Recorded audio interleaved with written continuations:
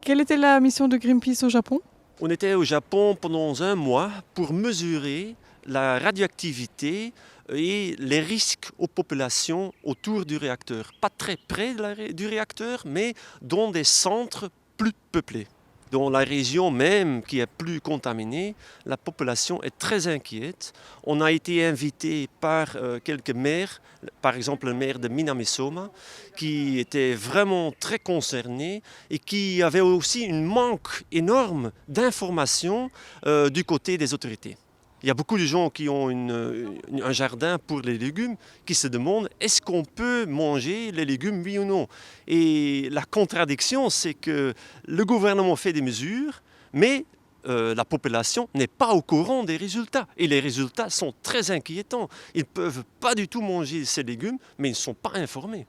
Ça veut dire que la zone d'évacuation devrait être encore élargie? En principe, il faudrait maintenant évacuer les gens dans une très grande région de au moins 80-100 km.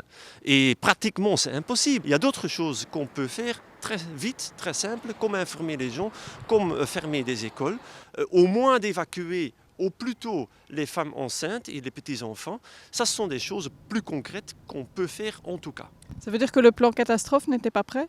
Oh, pas du tout. Et nulle part dans le monde, on est prêt pour évacuer dans une zone de 80 ou de 100 km. Imaginons à Doel d'évacuer pas seulement Anvers, mais aussi Bruxelles, Gand, etc., Liège.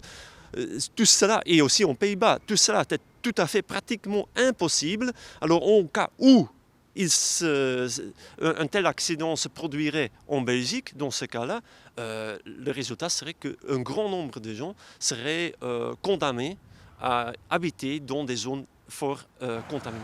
Il y a encore un défi scientifique énorme et on peut jouer un rôle là-dedans, entre autres, avec d'autres.